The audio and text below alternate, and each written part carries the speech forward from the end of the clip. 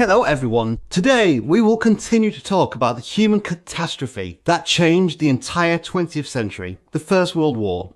In the previous issue we talked about how the Battle of the Marne in September 1914 shattered Germany's dream of quick victory and the Western Front entered the stage of trench warfare. Both sides excavated trenches spanning 700 kilometers from the North Sea to the Swiss border.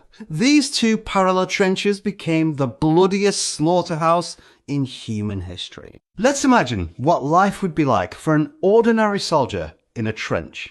Firstly, the environment. Trenches are always muddy. When it rains, the trenches are filled with rainwater, forcing soldiers to stand waist deep in muddy water. Their boots will soon rot. If their feet are soaked in water for a few weeks, they will suffer from a disease called trench foot. This disease can cause swelling and ulceration of the feet and, in severe cases, even require amputation. There are mice everywhere in the trenches. These mice feed on corpses, grow big and fat, and even bite sleeping soldiers. There are also lice that spread diseases such as typhus. During the war, over 1 million people died from typhus.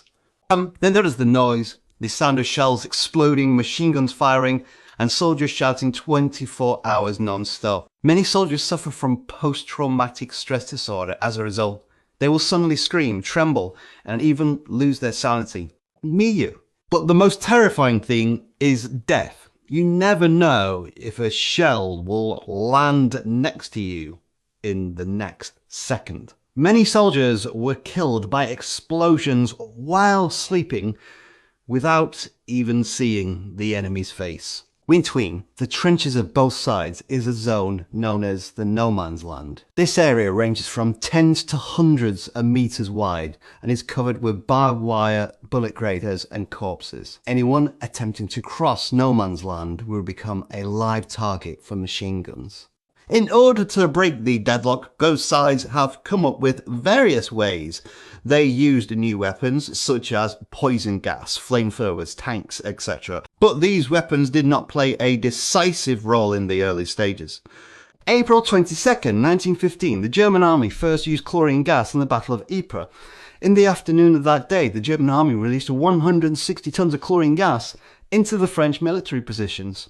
The yellow green smoke drifted towards a French military position with the wind. The French soldiers had never seen such a thing before. They thought it was a German smoke bomb. And it wasn't until the smoke entered their throats and lungs that they realized something was wrong. Chlorine gas can burn the respiratory tract and cause suffocation and death. In just a few minutes, 15,000 French soldiers were poisoned, with 5,000 deaths. The German army took the opportunity to advance 6 kilometers. But they themselves did not have enough gas masks and dared not continue deep. This is the first large-scale use of chemical weapons in human history. From then on, gas warfare became a signature feature of World War I. During the entire war, both sides used 25,000 tons of chemical weapons, causing over 1 million casualties, including 9,000 deaths. Despite both sides paying a huge price, the front line has hardly moved. In 1915, the change in the front line of the Western Front did not exceed 10 kilometers. For every 1 meter advance, it takes dozens or even hundreds of lives. In September 1915, the French army launched a large-scale attack in the Champagne region. They prepared for 6 weeks and fired over 2 million shells, but when French soldiers rushed out of the trenches, they found that the German barbed wire and machine gun positions were almost intact. In just a few days, the French army lost 14,000 people, while the German army only lost 8,000 people. The same thing happened to the British Army. In the Battle of Ross in September 1915, the British Army used poison gas for the first time. But the wind suddenly changed, and the gas was blown back into the British positions, causing a large number of casualties. The British Army lost 6,000 soldiers in this battle, and only advanced less than 3 kilometers. Trench warfare turned into a meaningless massacre. The generals sat in the comfortable command post in the rear, devising one attack plan after another and sending their soldiers to their deaths. They believed that as long as there are enough troops and artillery fire, they can definitely break through the enemy's defense line. But they were wrong. In the face of machine guns and barbed wire, human wave tactics can only bring more deaths. At that time, a soldier wrote in his diary, "We are not fighting, we are waiting for death."